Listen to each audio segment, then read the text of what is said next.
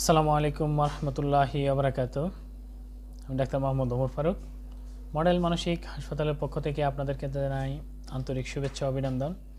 আশা করি যে যেখানে আছেন পরিবারের সাথে হাসি খুশি আনন্দে এবং ভালো আছেন। তো আজকে যে বিষয়টা নিয়ে আপনাদের সাথে কথা বলবো, সেই বিষয়টা হচ্ছে আসলে বৃদ্ধ বয়সে মনের কষ্ট বা বৃদ্ধ বয়সে মনোভার। আমরা প্রত্যেকেই যখন আমরা আমাদের কর্মজীবন থাকে, যুবক বয়স বা কিশোর বয়স আমরা আমাদের প্যারেন্টসদের সাথে কাটাই, বাবা মা ভাই বোন সকলে মিলে আমরা একত্রে বসবাস করি। তারপর থেকে যখন আমাদের যুবক বয়স বা পরিণত বয়সে আসি, তো আমাদের তখন জীবনে একটা খুব সঙ্গী আসেন, যে আমাদের স্ত্রী হিসেবে আসেন।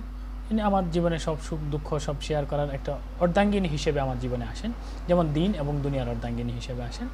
তারপরে আমাদের পরিবারের সন্তান আসে, সন্তানদেরকে নিয়ে আমরা লালন পালন করি, সন্তানদের পিছনে আমাদের জীবনের উপার্জন এবং বাকি সময়টুকু আমরা ব্যয় করি, যেটার জন্য আমরা আসলে সন্তানের পিছনে প্রচুর পরিশ্রম করি। একসময় সন্তান অনেক বড় হয়, তো স্বাভাবিকভাবেই যখন সন্তান বড় হয়ে যাওয়ার পরে সন্তানের তখন পড়াশোনা হোক বা কর্মজীবনের জন্য হোক, সে তার আস্তে আস্তে ব্যস্ততা বাড়ে, ব্যস্ততার সাথে সাথে পরিবারের সাথে দূরত্বটা একটু বাড়তে থাকে, যে ফিজিক্যাল ডিস্টেন্সটা বাড়ে।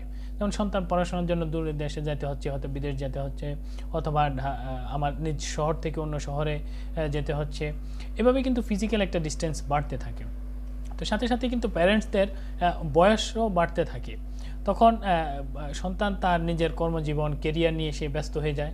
তো বাবা মা তখন কিন্তু আস্তে আস্তে একটা কিন্তু লোনলি ফিল করে, যেহেতু আমাদের এখন নিউক্লিয়ার ফ্যামিলি, ছোট পরিবার নিয়ে আমরা থাকি এবং ছোট পরিবার নিয়ে থাকতে পছন্দ করতেছি। সেক্ষেত্রে বাবা মা স্বাভাবিকভাবেই একা হয়ে যায়, সন্তান থাকে না বা নাতি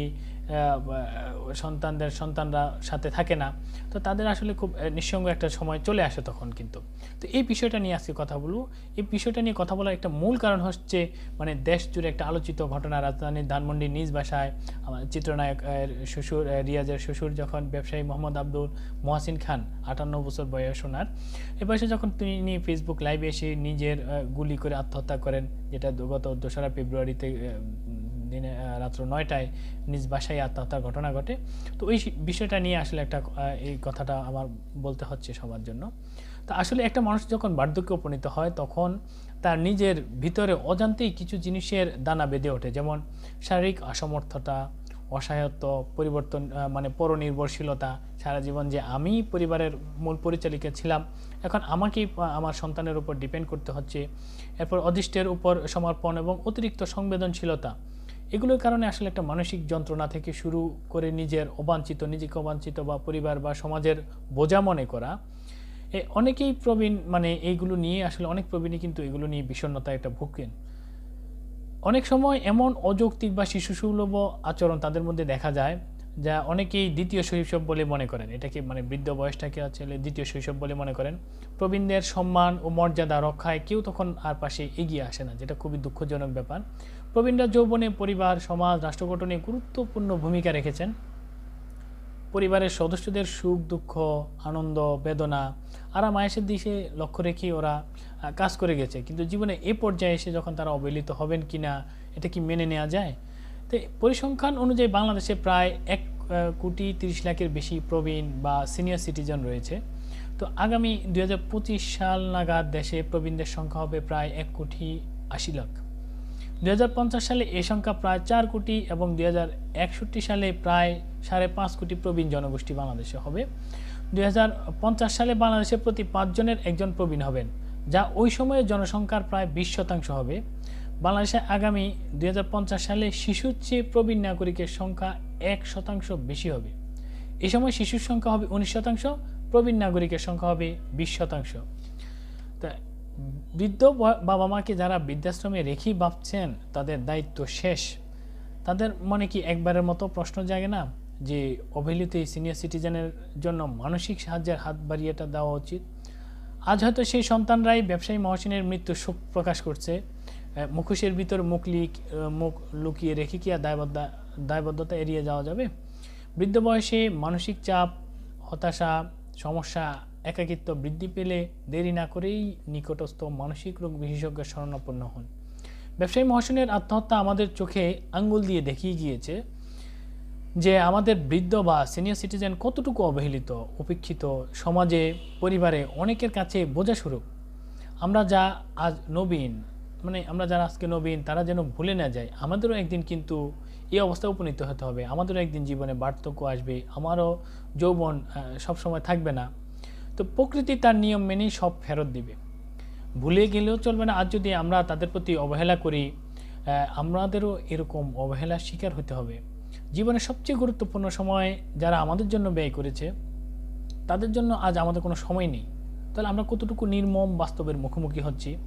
তো এটা হচ্ছে কি, আমাদের ব্যবসায়ী মহসিন সাহেব যখন আত্মহত্যার মাধ্যমে আমরা বেশ সোশ্যাল মিডিয়াতে আমরা প্রত্যেকেই আসলে রিজনগুলোকে তুলে ধরছি, এবং উনি আমাদের জন্য কি মেসেজ দিয়ে গেছে এটা কিন্তু আমি বেশ কিছু ফেসবুকে প্রোফাইলে দেখেছি যে প্রত্যেকেই দিচ্ছে। তো আমরা যদি প্রত্যেকেই নিজের জায়গা থেকে এতটুকু চিন্তা করি, আমার বাবা বা আমার দাদা আজকে সিনিয়র সিটিজেন, আজকে ওনাকে আমার কাছে বার্ডেন মনে হচ্ছে, বোঝা মনে হচ্ছে, তো আমি যদি আমার ধর্মটাকে সঠিকভাবে পালন করি, তো আল্লাহ রসুল সাল্লাল্লাহু আলাইহি সাল্লাম কি বলছেন, আমাদের বৃদ্ধ বাবা মাদের প্রতি কী কর্তব্য দায়িত্ব, বলা হচ্ছে যে মায়ের পায়ের নিচে তো জান্নাত, আর বাবা হচ্ছে জান্নাতের দরজা। তো আমরা যদি আমার বাবা মাকে যখন আমি এখন বেশি আমার কেয়ার করব, আমার যত্ন, আমার ভালোবাসা দিয়ে আমি লালন পালন করব, এটা দেখে আমার সন্তানরা আমার থেকে শিখবে যে আমাকে কিভাবে আমার বাবা মায়ের বৃদ্ধ বয়সে আমি তাদের প্রতি আমি শ্রদ্ধাশীল হব, আমার বাবা মায়ের প্রতি কিভাবে আমি সেবা করব, বাবা মায়ের প্রতি আমি কতটুকু দায়িত্ববান হব। তখন আমার সন্তানরা আমাকে দেখে শিখবে, আমাকে দেখে জানবে। তো আমি যখন এই বয়সটা থেকে আমি যখন আমার বৃদ্ধ বয়সে উপনীত হব, তখন আমার বাবা মার যে আমি সেবা করলাম, আমার বাবা মাকে যে আমি কেয়ার করছি, তো আমার সন্তান সেটা দেখে কিন্তু আমাকেই আবার আমাকে সেটা কিন্তু আবার রিটার্ন দেবে যে আমার বাবাকে তো দেখছি আমি আমাকে ছোট বয়সে আমার দাদার এরকমভাবে যত্ন নিয়েছে, আমার দাদির এভাবে যত্ন নিয়েছে। তো আসলেই কিন্তু আমাদের সমাজটা সুন্দর হবে, পরিবারটা সুন্দর হবে।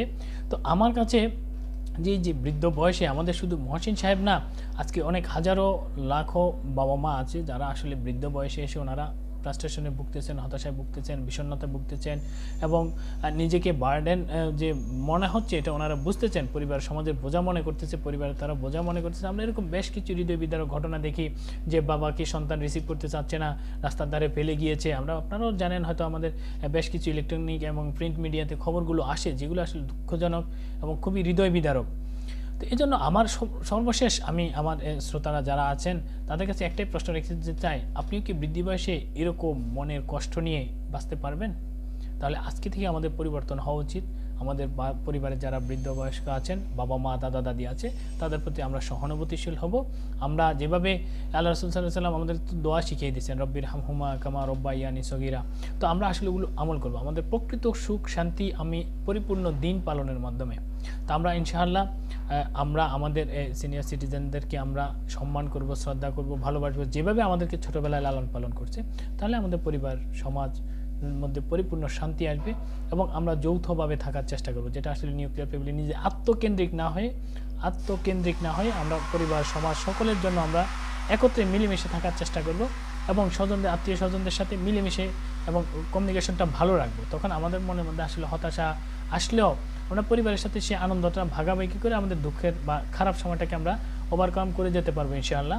তো প্রত্যেকেই ভালো থাকবেন, এবং আপনার যে কোনো মনের কষ্ট, মনের যে কোনো অসুখের জন্য আপনার পাশে সর্বদা সব সময় আছে দক্ষ সর্বোচ্চ সংখ্যক মানসিক রোগ বিশেষজ্ঞ চিকিৎসক নিয়ে কুমিল্লায় একমাত্র আধুনিক প্রাইভেট মানসিক হাসপাতাল, মডেল মানসিক হাসপাতাল 24 ঘন্টা আপনার পাশে আপনাকে সেবা দেওয়ার জন্য আছে। সকলেই ভালো থাকবেন, সুস্থ থাকবেন। আসসালামু আলাইকুম ওয়া রাহমাতুল্লাহি ওয়া বারাকাতুহু।